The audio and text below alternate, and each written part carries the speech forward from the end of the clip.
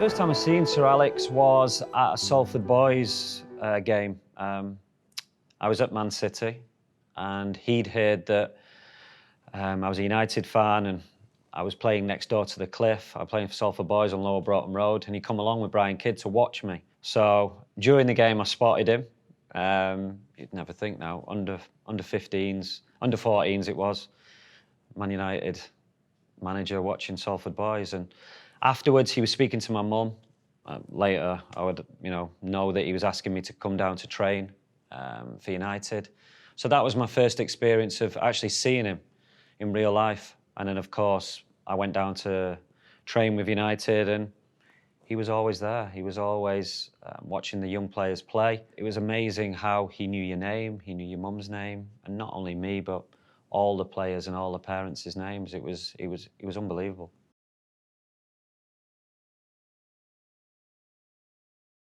I mean, I trained with the first team quite a lot. I think my first training session was like 15 with the first team, and then more and more as I got older, 16, 17. So I knew the lads, and obviously I knew Sir Alex. So my first full debut against City, I remember him naming the team, and he would start off with a goalkeeper, right back, and go along the team, and left wing was the last position he would say, and he would always give the team an hour and a half before. And then I always remember, Ryan, you'll play on the left. Now, I thought I was in the squad, so I thought I would be sub. I never thought that I was starting. So as soon as he said, I was listening, but I wasn't like, did he say my name then? And I wasn't the nervous type, and that is the most nervous I've ever been. I'm getting sweaty palms and sort of thinking, right, okay, started thinking and homing in on what I've got to do in the game. But yeah, that was my thoughts when he named me for my debut for the first time. Like I said, I'd trained with the first team quite a bit, so I was familiar with the lads as well. And I was lucky, Steve Bruce, Brian Robson, Brian McClare, so many experienced players who helped me along the way.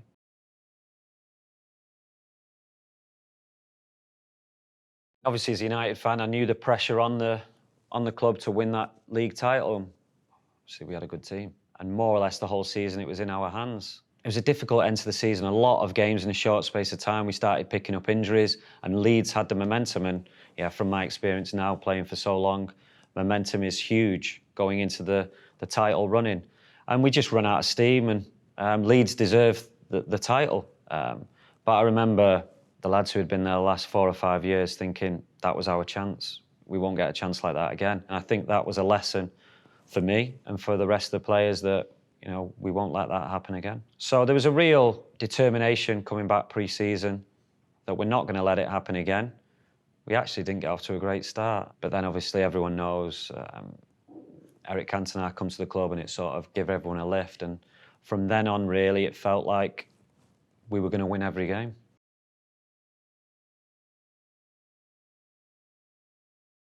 I think he just fitted into the team straight away, to the team's strengths. His partnership with Mark Hughes, they just bounced off each other. And of course, with the wingers that we had, myself, Kanchelskis, Lee Sharp, he was the one who released us. And he was the one, when you had the ball, he was always that option, as well as going a little bit further up the pitch to Mark Hughes. So he was either in that little pocket, or you could go up to Sparky, who would always hold it up, and then bring Eric into play, and then he was playing them little passes to me, to Andre, and to Sharpie as well. So he really complemented the team. He was the last piece of the jigsaw. He was that bit of magic that we were missing. And not only that, he scored big goals. He scored important goals. So he was just the icing on the cake, really. We were already a good team, but with him, we were a brilliant team. We were devastating in transition, because that was when we were our most dangerous. When the other team had the ball, they lost it. As soon as I get the ball, I knew Eric he was clever enough to find out little spaces, and you would play to Eric and you would just run.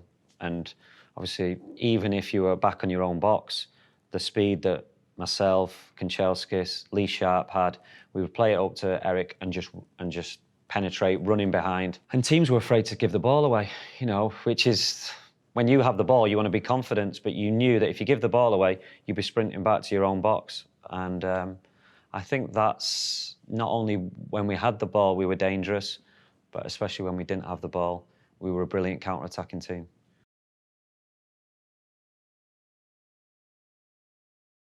Recruitment is everything in any job, getting the right people for the right job. And I think at first, when you take over as manager like Klopp did, it's a big overhaul.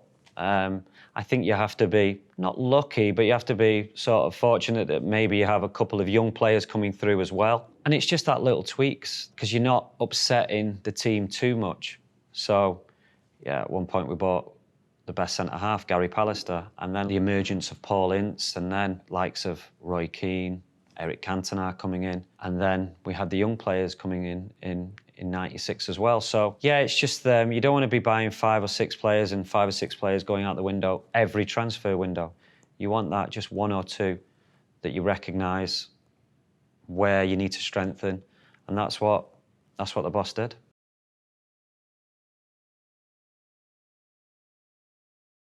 Roy and Ince never argued on the pitch. They complimented each other, even though they were both really fiery characters. They were both box-to-box midfielders. They were both, you see now a holding midfielder, attacking midfielder. They could do both. Roy and Ince as well, later in their career, drop back and become that pivot. But early on, they wanted to get beyond the centre forwards. And especially Keane, when he come, I think he scored 2 goals on his first game at Old Trafford. He could get up and down for 90 minutes. And the energy that we had in that team was scary. When you see the sort of the 4 in midfield, and obviously Eric was quick. Eric could get from box to box quick as well. So, we had real power and energy. And, like any team, that midfield is important. And we had, 2 of the best midfielders in Britain and perhaps Europe.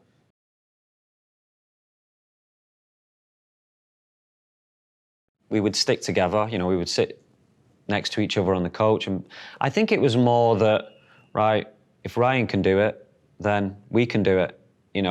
He's got in the team, he stayed in the team. They've seen a young player who they've played with in the youth team go through, get into the first team and stay in the first team. So I think there's more of that, really. Regarding a role, they were all their own individual personalities and strong personalities. I think that's key, because Nicky Butt replaced Paul Ince, Scholesy more or less replaced Sparky, and David Beckham replaced Andrei Kanchelskis, a fan's favourite. So for them to step into their shoes was huge. We all know they had the ability, but actually to have that mentality that, who were these kids, replacing 3 fans' favourites, really, that mentality to be able to do that and not be bothered about it was important in their development.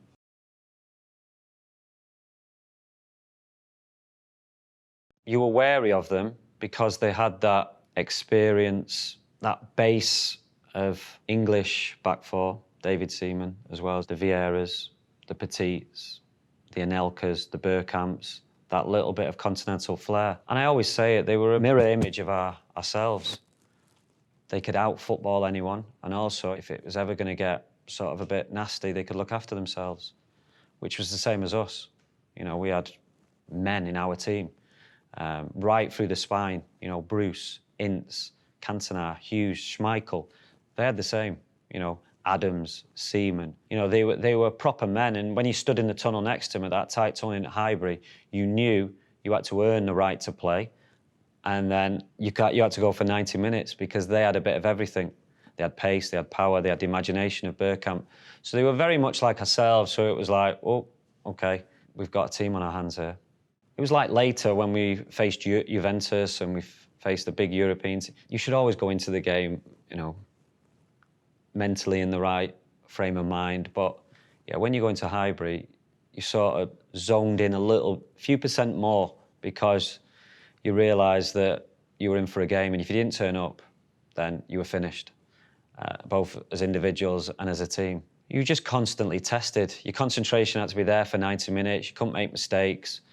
You had to be on it physically. You had to be able to run more than them. They were great battles, whether it didn't really matter if we were at Old Trafford or if we were Highbury. We were equally comfortable going to Highbury, just like Arsenal were equally comfortable coming here. They were huge battles, together with the sideshow of the managers who looked like didn't get on. It was, as soon as it was Arsenal United at the weekend, that coverage would start on the Monday. As soon as the games had finished that week, then it seemed like the momentum was building and building and building towards that game. I think the manager sort of approached it sometimes aggressively to get the best out of us as well.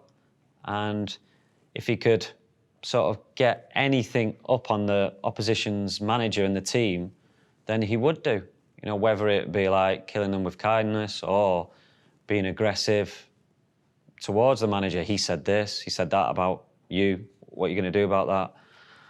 So he was constantly finding ways to get that edge because he respected Arsenal, he respected Wenger, and he knew that it was the fine details that could perhaps get us that result. How do we win the Champions League without sort of changing our way of playing, changing our style? And he didn't, it was just little tweaks. It was just maybe I played in the midfield a little bit more, or Bex did, and I stayed out wide. But also he brought in Yapstam because, especially at Old Trafford, he still wanted us to attack. He still wanted the fullbacks to overlap. He still wanted midfielders getting into the box. But also he had two defenders, Ronnie Johnson, Yapstam. They were quick, they were strong, and they could defend one-on-one. I think the manager recognised that Yap was just like Eric, was that sort of final piece of the jigsaw. A lot is talked about the four forwards that we had. But also in my position, Jesper Blomqvist. In midfield, you had Nicky Butt, who obviously played in the Champions League final. We had so many players who could play all the games, but also we had players who could come in who give you that freshness, but you didn't lose the quality. Every team wanted to beat you at that time. So it was a juggling act for the manager of getting that freshness, but also having that quality on the pitch that can win you the game.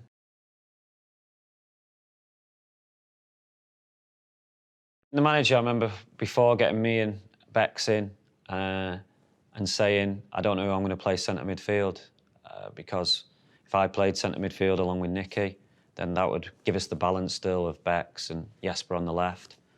Or Bex gives us that little bit more control rather than a different player in midfield like myself who would be more of a dribbler. And then I would play on the right, which especially with when Sharpie and Andre were in the team. So Sharpie would play on the left, I would play on the right.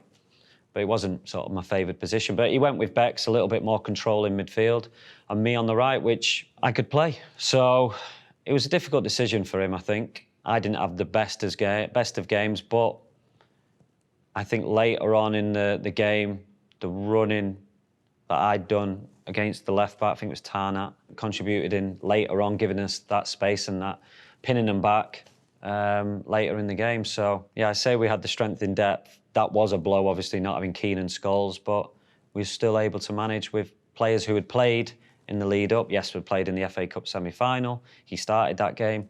Obviously, Nicky had played enough games as well. So, yeah, we were able to cope in the end.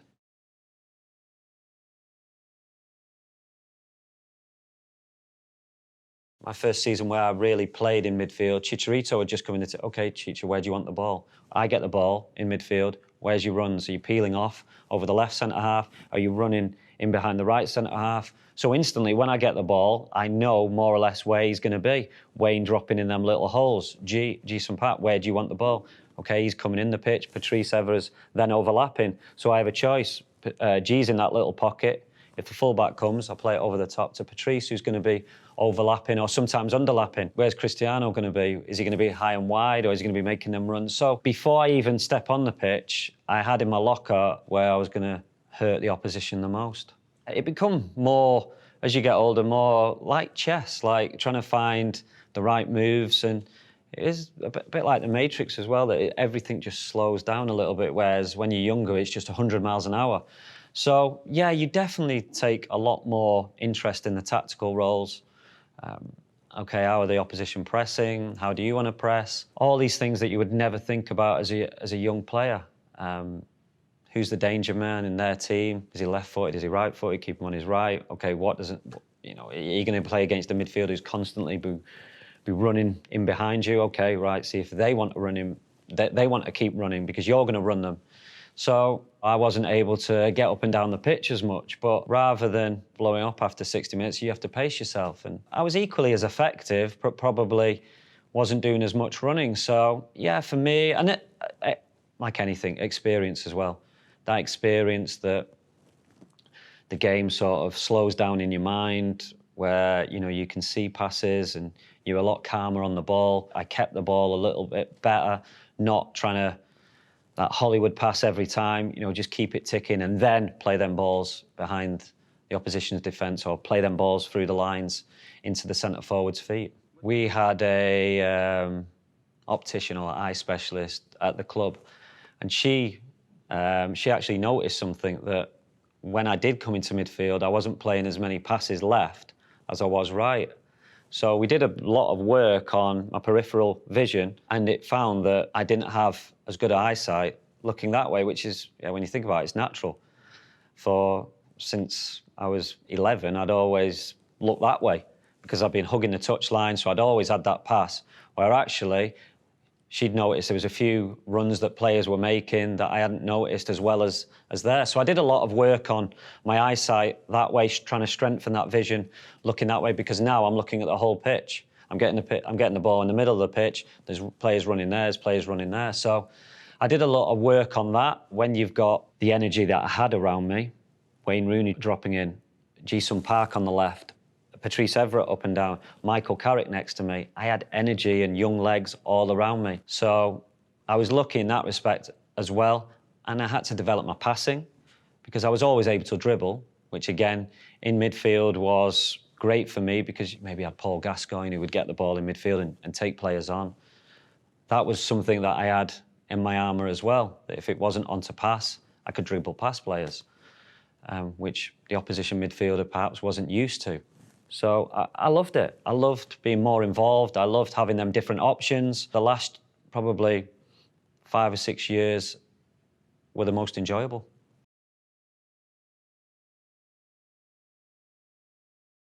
As you get older, then you start thinking, okay, you've been told to do that, why?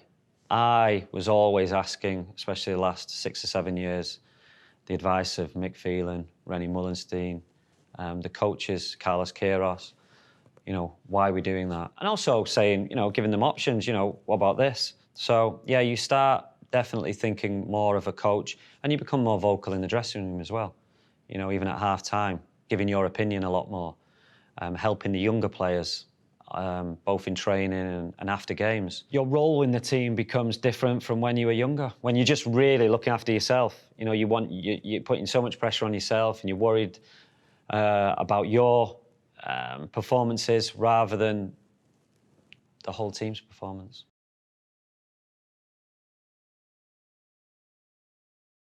Well, I didn't know what was obviously going to happen with David Moyes coming in. I think I had a year left on my playing contract, and I was actually on my pro licence. I was in Turkey. We were watching the Under-20s World Cup, and I got the phone call off David Moyes asking me to be part of his coaching staff and remain as a player. So I had a decision to make. Could I do both? Could I do the coaching and the playing? I was thrilled to be asked to be on the coaching because that's the next step. I just said I was already on my pro licence, so I'd done my B licence, done my A licence. I was nearly completing my pro licence, so I was ready in regards to all my qualifications, but actually getting on the training pitch and putting coaching sessions on, I'd never really done. So I was keen to have that development, but also have an impact on the pitch. So it was a difficult decision to make. I think it was a team that their key players coming towards the end of their careers, obviously myself, Rio, you had Nemanja Vidic, all sort of coming towards the end, depending on the individual, how old they were. So it was difficult in that respect, and also putting your own stamp on a team. Every coach wants to do that. So it was easy in regards to you coming into a team that's just won the league, so it must be a good team, but also a team that did need a little bit of freshness as well.